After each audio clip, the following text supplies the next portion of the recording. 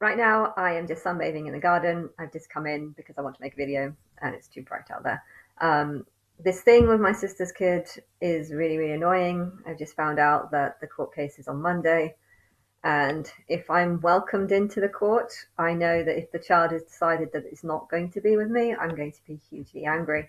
I am Christ, I am God, and it's probably not a good thing for me to be hugely angry with the people who have made this decision, especially if I don't even know. I feel like so much is going on about me behind my back. I'm just listening to CBN News where they're talking about Israel, and there's lots of people talking about Israel, and they're saying lots of things about Israel, believing that they're talking about a nation or a group of people, but everything they're saying just feels like they're talking about me.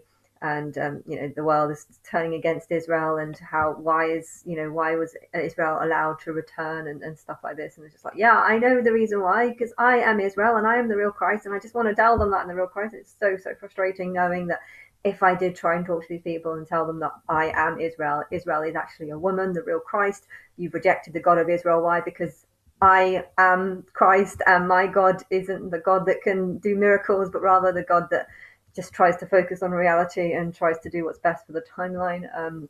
But people don't want to believe that because they want a God that personally helps them in their everyday life. They don't want to believe that there's just a God who just tries to help form the timeline. They don't want to believe in that God. So they've rejected the true God and they are worshipping the Father. We're like, these people are they constantly saying so many things that are accurate to me, but the whole time just talking about God the Father and stuff. It was that this one was done 2 days ago, and there was another one talking about the poverty and then the problems between the Muslims and Christians. That apparently the divide in these countries is so big now that if you convert to Islam, you're not allowed to live with a Christian family, and likewise, if you're a Christian, you're not allowed to live. I mean, I know why this divide is happening because I don't want there to be any wars between Christians and Muslims. Muslims need to be against converted Muslims, and Christians need to be against converted Christians. When I am exposed as Christ, that's how it needs to be. I do not want wars between the different religions. I just want the wars between the people of the same religion versus the people of the same religion who are now converted to believing that I'm Christ. It's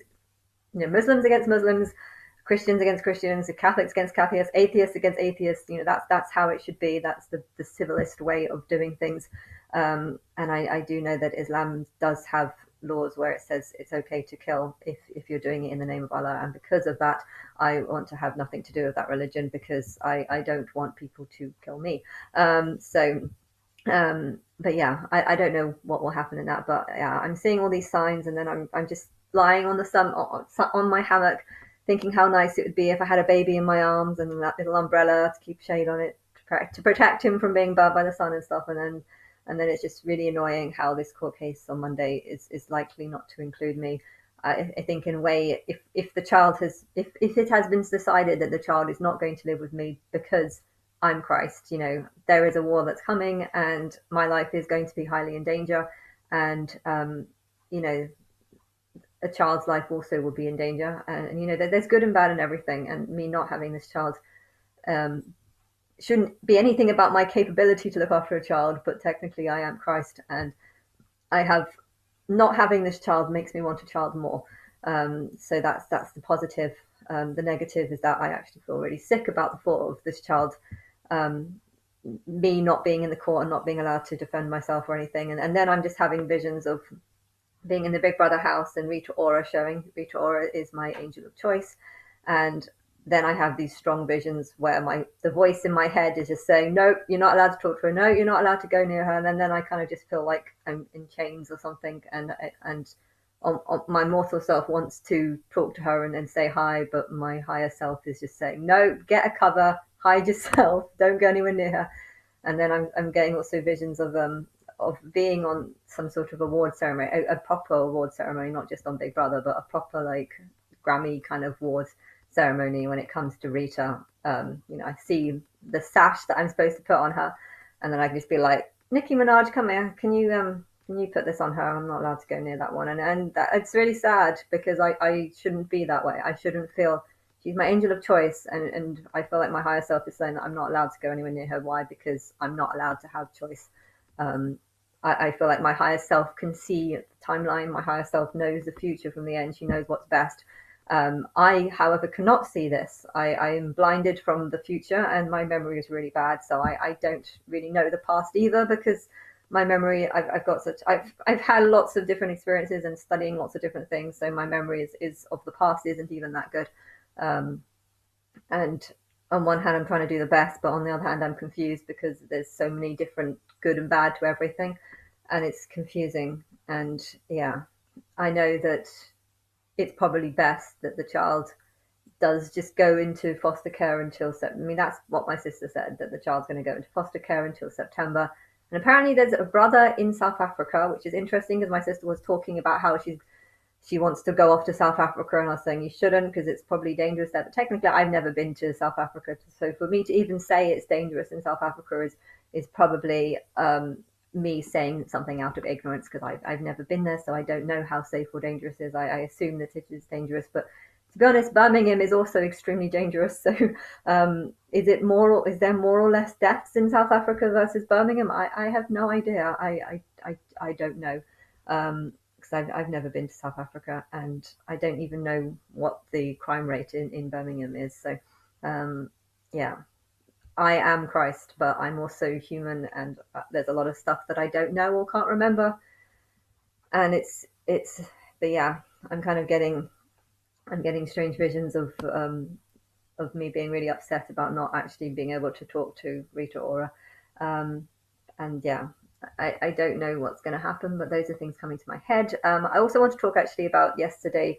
So I spent another night in the hotel, and I was watching the TBN news. It was so frustrating. There was this preacher. I woke up at 5 in the morning, and I couldn't sleep. So it was like 5:30. There was this black preacher at TBN last night in the morning, and he was preaching about the woman. There's the adulterous woman. He's even written books, and he was like, it was all about propaganda of selling this book about the woman. And he was talking about the woman and how, this story isn't about the woman. This isn't about testing the woman. Jesus came and said, he who has sinned may cast the first stone. I mean, I think that's a ridiculous story. If a policeman went to a crime and someone was about to attack someone else, if a couple of guys were about to attack a woman, and he said that, that policeman should rightfully be fired. To say that you can stone someone if you think you're about sin, to people who are about to stone someone, I think that's terrible, because obviously these people do think that they're without sin, hence why they want to stone someone, because they think that they're better than these people. I haven't cheated, so I'm going to stone you. I mean, even cheating is not even that bad. But yeah, these people just are so clueless. They wouldn't see themselves as being sinful people, hence why they want to stone her in the first place. So saying that you can stone her if you think you're about sin is just the most stupidest thing you could say. But yeah, stupid people don't see that as stupid. They see that as wisdom, because they're stupid. But yeah, he was talking about how this wasn't about the test of the woman. This was about the test of God. Satan wanted to remove Jesus out of this world. He wanted to move God out of this world. And so he made Jesus say, he couldn't say stone the woman, because that would be against God, because God says you shouldn't hurt people, you should forgive and forget or whatever. And therefore, and he couldn't say you shouldn't stone the woman, because if God thinks that sin is adultery is a sin, and you shouldn't adultery. So he was making this big thing about how Jesus couldn't say yes or no. I mean, really, a real Christ would actually be like, look, it's just her liking someone else and wanting to be with someone else. That is not a crime. That's what a real Christ should say. That's what a real God should say. But no, because they believe in all the wrong things. So but yeah, he was going on. This was at the test of Jesus, and Jesus said the right thing.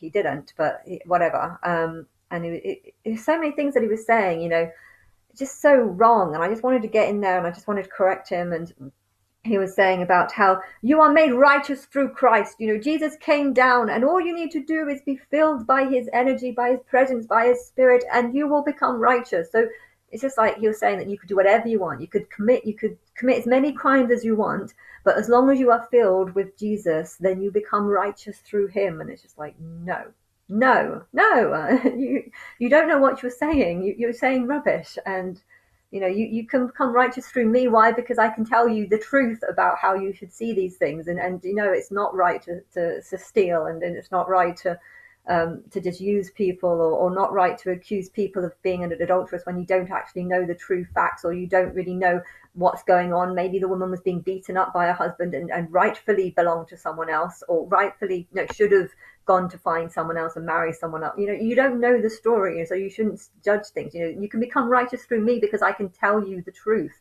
You can't become righteous through Jesus because Jesus doesn't tell you the truth. He doesn't know, and they just don't know what they're talking about. Everything that he was saying was putting down this woman, being like, oh, she was full of sin, and this shows how Jesus is caring towards us, and then talking about how God hates sin, but our sinful natures is what is the devil. The devil is wanting us to be just everything. It was just so annoying. It's so frustrating listening to these people about all the nonsense that they were preaching, and I just wanted to go in there and just correct him, and just bigging God up, but in the wrong ways, and bigging Jesus up, and saying that he's all righteous and you can come righteous just by. And then there was loads of other shit that he was saying. I've actually forgotten what it is, but yeah, it was so annoying.